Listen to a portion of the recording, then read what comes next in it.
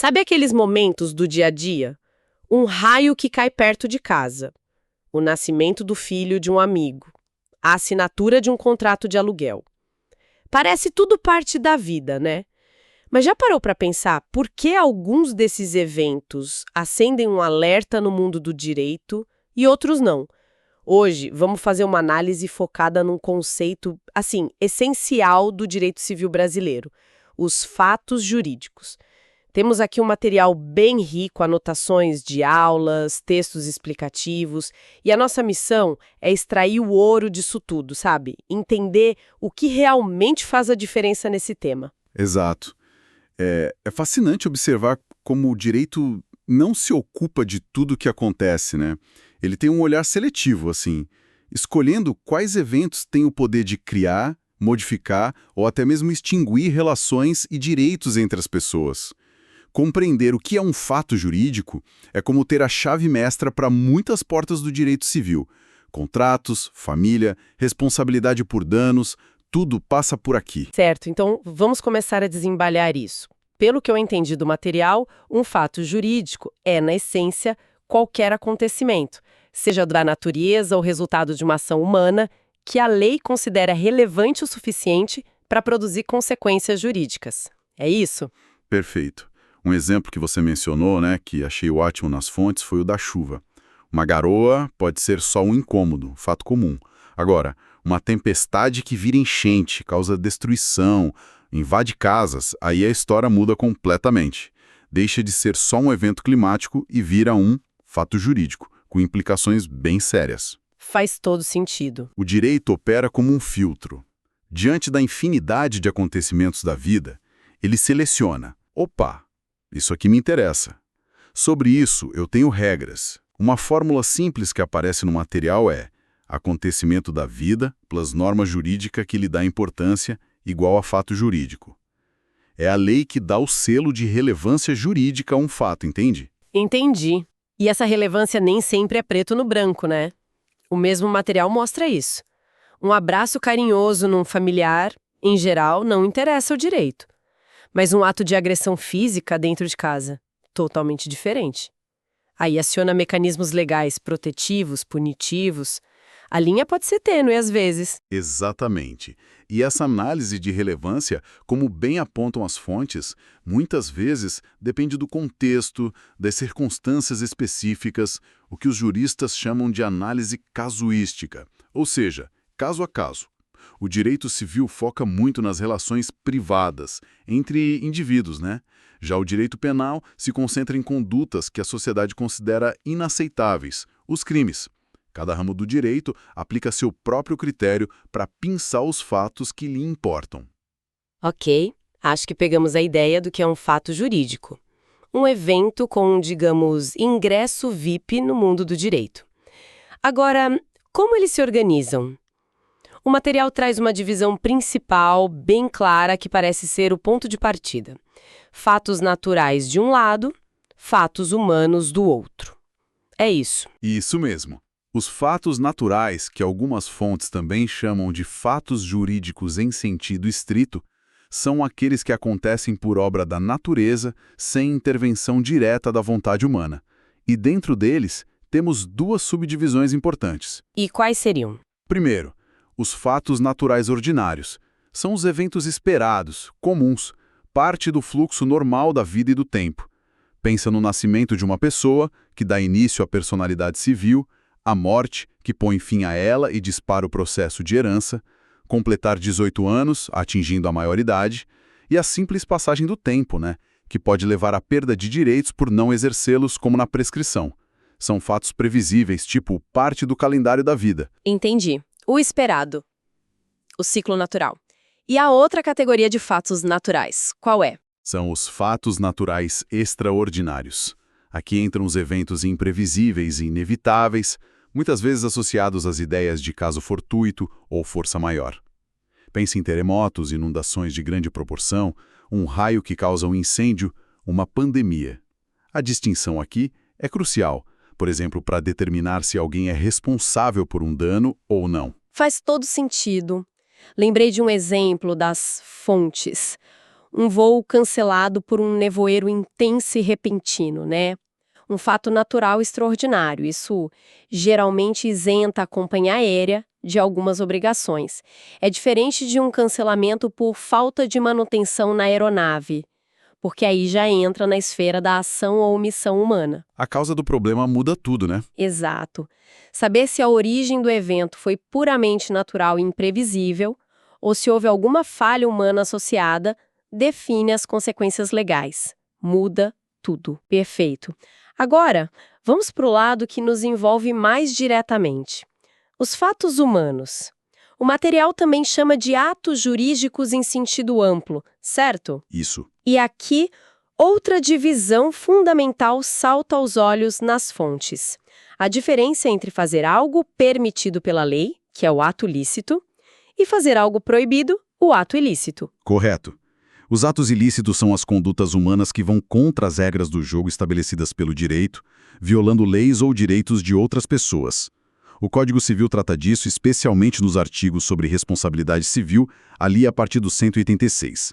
A consequência mais comum no direito civil para quem comete um ato ilícito e causa dano a alguém é a obrigação de reparar esse dano, geralmente pagando uma indenização. Aquele exemplo de avançar o sinal vermelho e causar um acidente é bem ilustrativo disso, né? Um ato claramente contrário à lei de trânsito, que gera o dever de indenizar os prejuízos da vítima. E pode, claro, ter outras consequências, como multas e até processos criminais, dependendo da gravidade. Exatamente. E na outra ponta temos os atos lícitos, as ações humanas que estão em sintonia com o direito, que a lei permite ou até incentiva. E é aqui que a análise fica mais detalhada e, confesso, bem interessante. Porque o material que temos desdobra os atos lícitos em 3 tipos. Entender a diferença entre eles é um passo importante. 3 tipos de atos permitidos. Fiquei curiosa. Quais são eles? Sim, dentro dos atos lícitos, a doutrina, os estudiosos, costumam classificar em, primeiro, o ato jurídico em sentido estrito, ou ato não negocial. Segundo, o negócio jurídico. E terceiro, o ato fato jurídico. O pulo do gato para diferenciar um do outro está principalmente no papel da vontade da pessoa e na liberdade que ela tem, ou não tem, para definir as consequências do seu próprio ato. Entendi. Então, vamos começar pelo primeiro. Ato jurídico em sentido estrito ou ato não negocial. A ideia que peguei das fontes é: a pessoa decide agir, ela tem a vontade de fazer aquilo, mas as consequências já vêm prontas, definidas pela lei. É isso? Não dá para negociar os efeitos. A analogia do menu fechado de restaurante que um dos textos usa é ótima. Você escolhe o prato, mas não pode pedir para mudar o acompanhamento que já está definido ali. É uma excelente forma de visualizar. A vontade existe e é necessária para praticar o ato. Quero fazer isso, mas ela não tem o poder de escolher ou moldar os efeitos que virão. Quero que aconteça assim. Esses efeitos são definidos diretamente pela lei. São efeitos ex lege, como se diz tecnicamente. Alguns exemplos claros que o material traz. Adoção. A pessoa manifesta a vontade de adotar, mas não pode dizer adoto, mas sem direito à herança ou só vou dar pensão até os 15 anos. Não funciona assim. Adoção.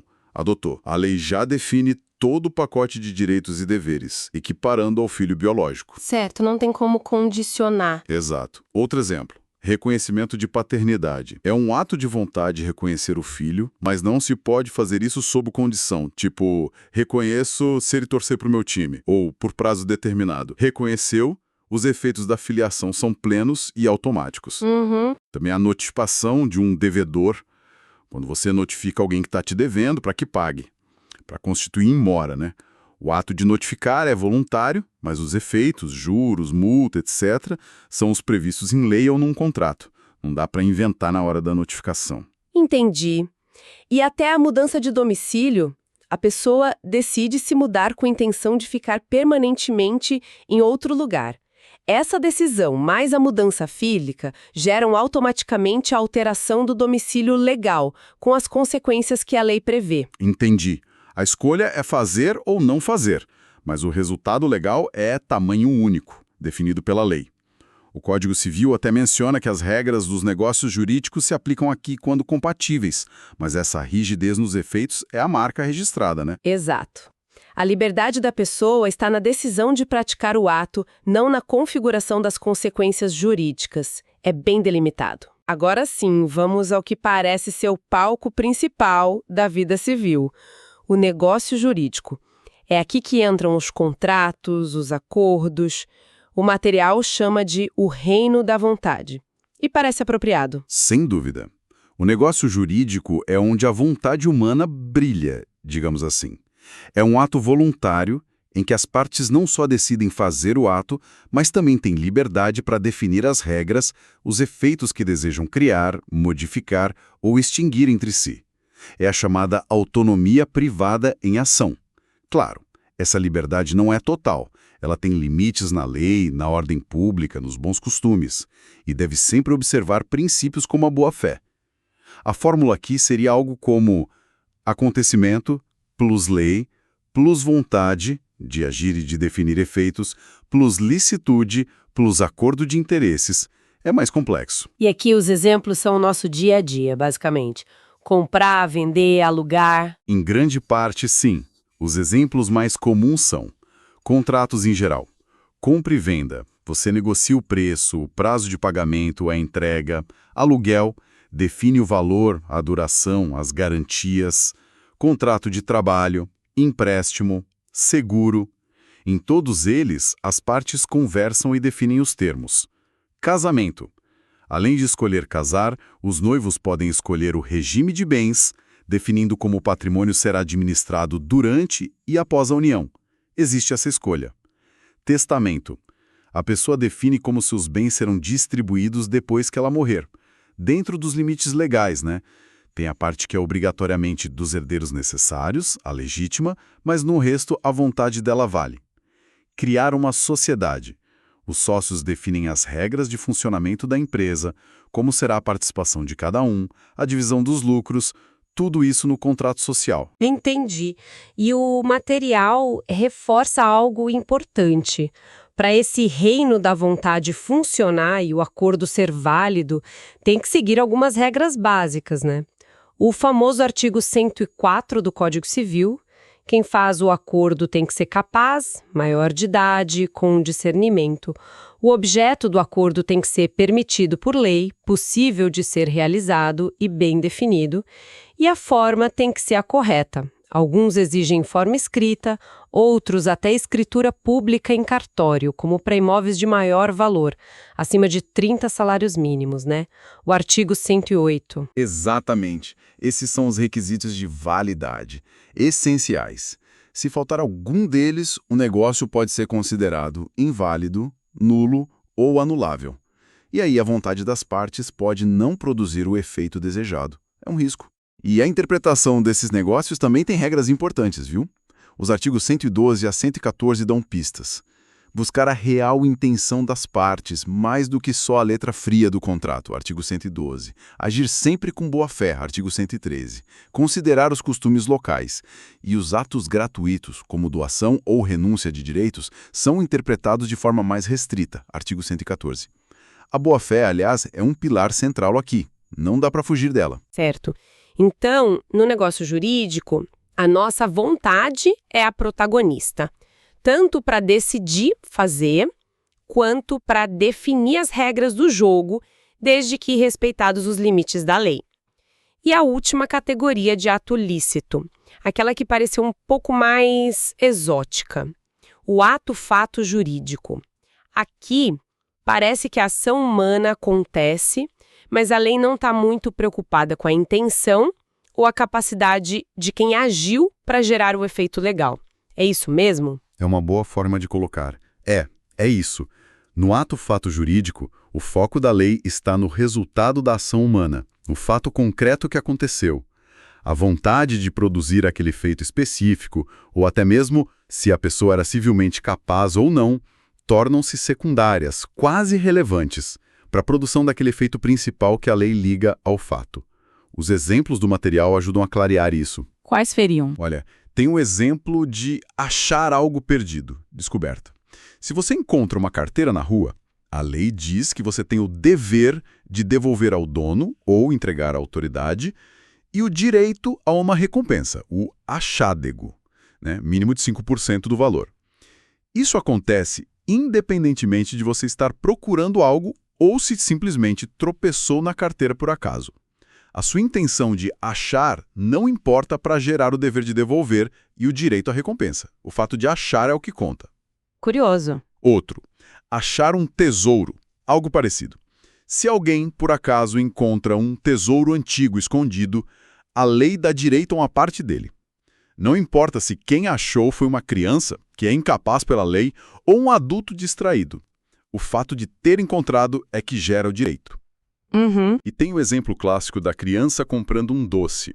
Uma criança pequena que pela lei é incapaz de fazer um contrato formal, negócio jurídico, vai na padaria e compra um chiclete.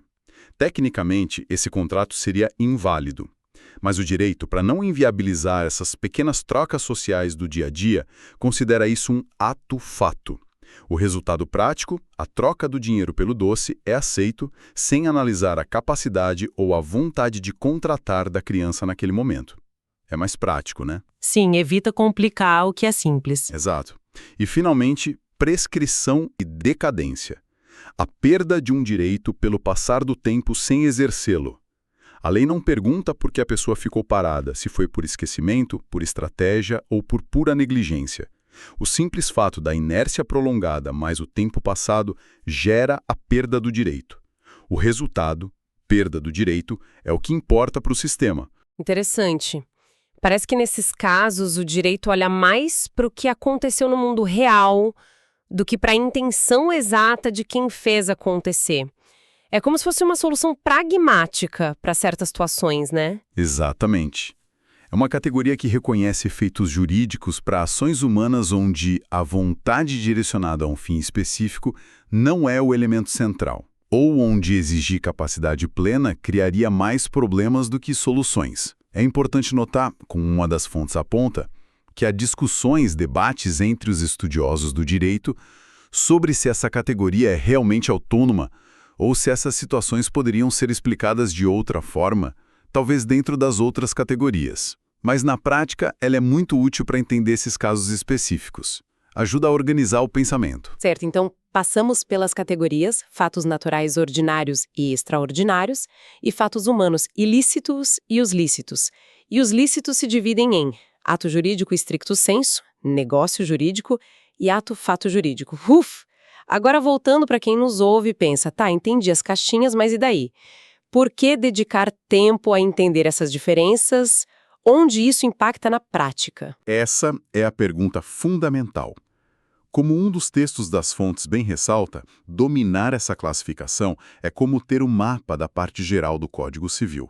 Aquela que vai dos artigos 104 a 232, tratando justamente dos fatos jurídicos. Essa organização define quais regras se aplicam a cada situação da vida. As consequências de classificar um ato em uma categoria ou outra são enormes e muito práticas.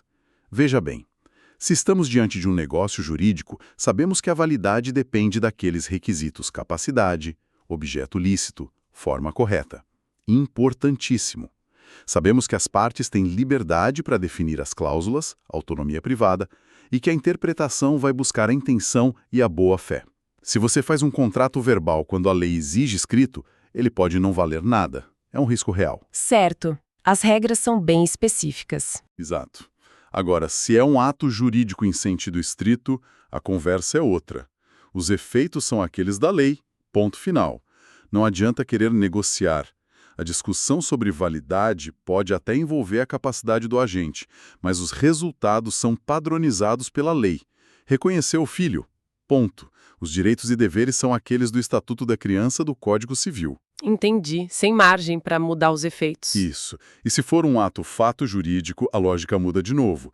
O ato pode gerar efeitos mesmo que feito por alguém incapaz ou sem intenção clara, porque o foco é no resultado prático que a lei valoriza. A criança comprou doce, a troca aconteceu, vida que segue. O direito não vai anular isso. Entender a categoria correta te diz quais regras do jogo usar, quais requisitos checar, como interpretar o ato e o que esperar como consequência. É a gramática básica para ler as situações da vida sob ótica do direito civil. Fundamental mesmo. Excelente, fica bem mais claro o porquê dessa estrutura toda.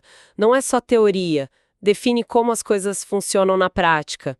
Então, resumindo nossa exploração de hoje, os fatos jurídicos são os gatilhos que ativam as normas do direito. Podem vir da natureza, os comuns como nascer e morrer, ou os extraordinários como um desastre natural, ou das nossas próprias ações. Essas ações podem ser contrárias à lei, ilícitas, ou permitidas, lícitas.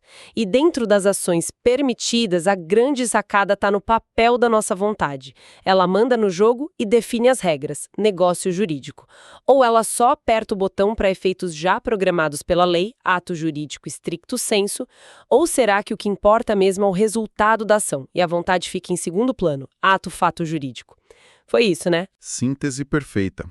É exatamente esse o panorama. E para não deixarmos de olhar para frente, né, fica uma provocação final baseada nessa nossa conversa.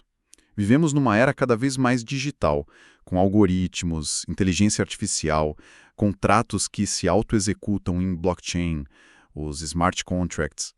Como esses conceitos que discutimos hoje, fato humano, manifestação de vontade, agente capaz, até mesmo a ideia de um acordo, como eles se encaixam ou precisam ser repensados nesse novo cenário? Quando um algoritmo fecha um negócio em nosso nome, de quem é a vontade? É nossa? É do programador? É do algoritmo? Quando um smart contract executa uma cláusula automaticamente baseada em dados externos, onde fica a interpretação da intenção das partes? São perguntas que mostram como o direito, mesmo em seus conceitos mais fundamentais, como os fatos jurídicos, está em constante diálogo com as transformações do mundo. É um tema para continuarmos atentos e certamente debatendo muito ainda.